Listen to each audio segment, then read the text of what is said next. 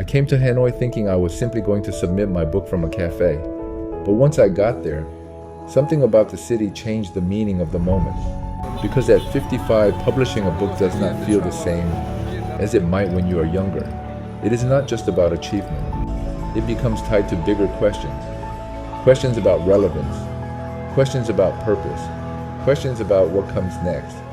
And somehow Hanoi became the place where all of those thoughts started coming together. I am 55 and this channel is my second X strategy. Practical research through travel, people, and building new skills. Vietnam is the first experiment. Change the input, rebuild momentum, and let clarity catch up. To work on my ebook, I found a cafe in Hanoi called All Day Coffee. It was on Quang Trung Street, and it had exactly the kind of atmosphere I needed that day. Enough space, good drink choices, available tables, and a calm upstairs area where I could sit down and focus. I walked upstairs, looked around, and found a corner table by the window. Then I settled in. This was not just another coffee stop. This was the day I planned to finally export my ebook and submit it to Amazon for review. So I turned the camera toward myself and said, today is the day I'm going to export this and submit it to Amazon for review. It is a very significant day for me. So let's see how it goes. And even as I said those words, I could already feel the weight of the moment. Not dramatic, not loud, but real. Because this book was not something I wrote over a weekend. Looks like there might be carried years of negotiation, years of the terms and conditions, years of travel, years of pressure, years of mistakes, years of lessons learned the hard way. And now, sitting in a cafe in Hanoi, Gemini. I was about to put all of that into the world. On the screen, the process looked simple. Kindle Direct Publishing, pricing, distribution, final review. But emotionally, it did not feel simple. Because I was not just uploading a file. I was taking years of experience, years of negotiation, years of pressure, mistakes, lessons and judgment, and trying to turn all of it into something useful for other people. At 55, that felt significant. This book was never only about selling coffee. Of course, I would be grateful if it sold well, but that was not the deeper reason I wrote it. I needed this book to become something more. A bridge to consulting, a bridge to training, a bridge to new conversations, a bridge to people who might look at my experience and say that this person can help us. Because at this stage of life, relevance matters differently. You start asking yourself harder questions. What do I do with everything I have learned? How do I turn experience into something that still creates opportunity? How do I stay useful? How do I keep building? How do I create a meaningful second act instead of simply slowing down? That was part of what this moment represented for me. Not just publishing a book, but trying to reposition decades of experience into a new chapter of life. That is why every small decision seemed to carry more weight than it normally would. The title, the category, the pricing, the distribution settings. In sourcing and negotiation, I learned a long time ago that small terms can create big consequences later. A checkbox can affect flexibility. A structure can affect outcome. A small decision today can shape opportunities tomorrow.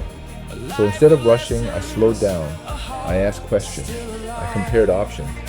I tried to make informed decisions instead of easy ones. Then came the cover, and somehow that part felt more emotional than I expected. Because the cover is the first thing people see before they know anything about the work itself. Before they understand the story. Before they understand the experience behind it. It has to stand there and quietly say, this is worth opening. And maybe people in their second act go through something similar too. You are still carrying everything you have lived, but you are also learning how to present yourself again. Not as who you used to be, but as who you are becoming. So even something as simple as preparing the cover felt symbolic. Taking years of experience and preparing it to face the world in a different form. Eventually, I reached the final review. The title was there, the cover was there, the pricing was there. Everything I had worked on was now sitting in front of me. And then I clicked submit. Just like that, the book left my private world and entered the public one. A congratulations message appeared. The book had been submitted for review. Amazon said the review could take several days. And strangely enough, I liked that. Because in a few days I would no longer be sitting in this cafe in Hanoi. I would be somewhere completely different, away from the laptop, away from the upload screen, away from all the small decisions that had filled this day. And maybe that felt right too, because this was not just a publishing process, it was a handoff. I had done my part. Now the book had to leave my hands and find its own path. And for a moment, I just sat there quietly, because sometimes the biggest moments do not come with applause. Sometimes they happen at a corner table, in a cafe, with a laptop, a cup of coffee, and a small message on the screen telling you something has finally moved forward. But almost immediately, another thought entered my mind. Not, did I publish the book? That part was done. The real question was, what comes next? I let go of who I used to be and stepped into The next day I decided to visit the Temple of Literature, and the timing felt almost too perfect. One day after submitting my book, I found myself walking through a place built around scholarship, education, history, and legacy. As I entered the courtyard, I saw women wearing traditional Vietnamese dress, flowers, old trees, visitors moving slowly through the grounds. And immediately the atmosphere felt different from the busy energy of Hanoi's streets. Calmer, older, more reflective. There was a pond surrounded by traditional buildings, displays of history, artifacts, stories connected to Vietnam's literary and academic traditions. And as I walked through the space, I kept thinking about timing. One day earlier I had submitted my book, and one day later Hanoi had brought me here, to a place dedicated to preserving knowledge across generations. One of the most powerful sections was the area with stone steles mounted on turtle bases. These honored scholars from Vietnam's long academic history. And as I walked past them, I thought about how many people throughout history tried to preserve what they had learned. Most people never become famous. Most people never receive monuments. Most people simply do their work, raise families, build careers, solve problems, make mistakes, and pass on what they can. But some lessons deserve to survive beyond us. That was what I felt walking there. Not that my book belonged beside national history, of course not, but emotionally I understood the import. To record something, to leave something behind, to say this is what I learned, this is what I experienced, this is what I want someone else to understand. And for a man in his 50s trying to build a second act, that mattered. Because eventually, success stops being only about what you accumulate. It also becomes about what you pass on. Inside the temple grounds, I also saw shrine areas where people were praying and making offerings. And I could feel the respect in the space. And people were not simply looking at history. They were engaging with it, honoring it, pausing in front of it. That pause stayed with me. Because modern life rarely encourages us to pause. We move from screen to screen, task to task, deadline to deadline. But places like this slow you down. They remind you that knowledge has a lineage, work has a lineage, experience has a lineage. The people who taught you, the companies that shaped you, the mentors who corrected you, the negotiations that tested you, the cultures that changed you. That is what I carried into this book. And standing there in the Temple of Literature, I felt like Hanoi was giving me the right frame to understand what had just happened.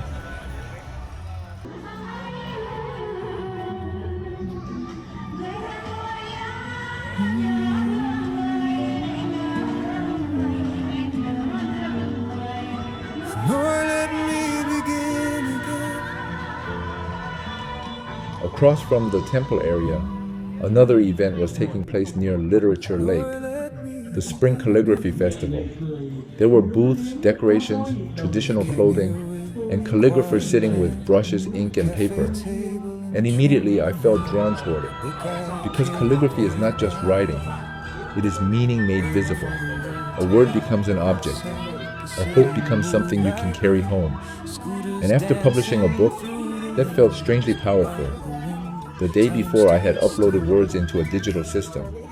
Now I was watching people turn words into physical blessings. Ink on paper, brush strokes, human hands, slow movement, attention, care. It was the opposite of clicking submit, and somehow it completed the experience. As I walked around the lake, I started looking for a calligrapher. I wanted two words, longevity and prosperity, long life and good fortune, health and financial stability, not in a greedy way, but in a deeply human way. Because at this stage of life, those things start to matter differently. You want the health to keep going, and you want enough stability to continue choosing your own direction, to keep building, to keep creating, to keep expanding instead of shrinking. Eventually, I found an elderly calligrapher. He looked experienced, steady, the kind of person whose hands already knew what they were doing before the brush touched the paper. I asked him to write the characters for me, one for longevity, one for prosperity. Then I watched him work. He dipped the brush, paused, and moved with large, confident strokes. No undo button, no delete key, no digital correction, just ink, paper, breath, movement. The first character appeared, then the second. Then he added another message, good fortune in the year of the horse. As I watched him write, I thought about the difference between typing and calligraphy. Typing is efficient, but calligraphy carries the hand of the person behind it. You can feel the years, the rhythm, the practice. And maybe that was what I wanted this book to carry too. Not just information, but lived experience. The weight behind the words.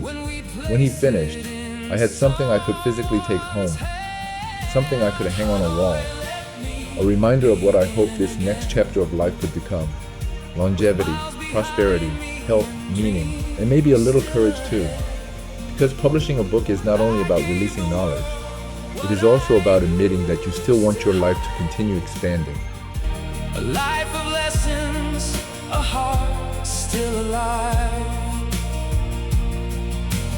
Hanoi, let me begin again.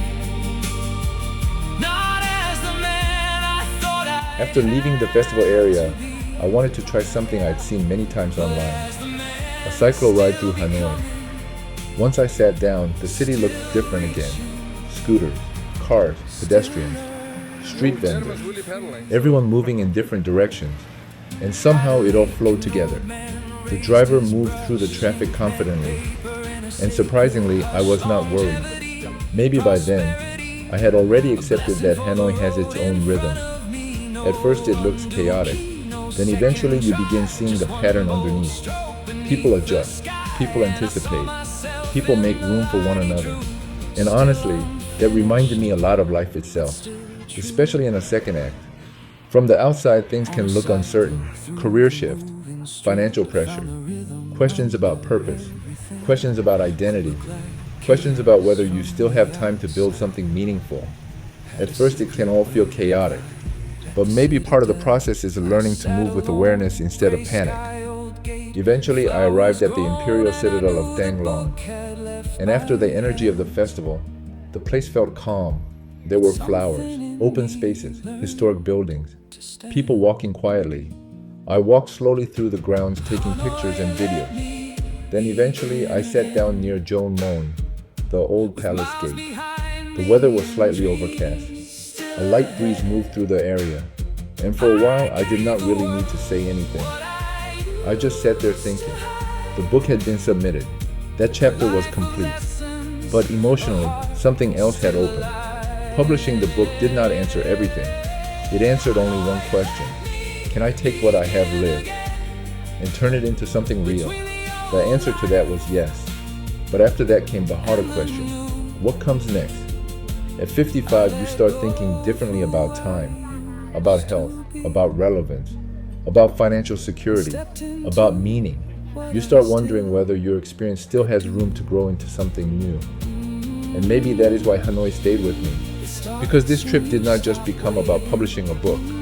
It became about transition, about taking everything I had learned across decades of work, negotiation, travel, pressure, and uncertainty, and trying to build something meaningful from it again. Not as the same person I used to be, but as the person I am still becoming. The book was submitted. That chapter was complete. Now came the next one. And honestly, I still do not fully know what it looks like yet, but maybe that is what a real second act actually feels like.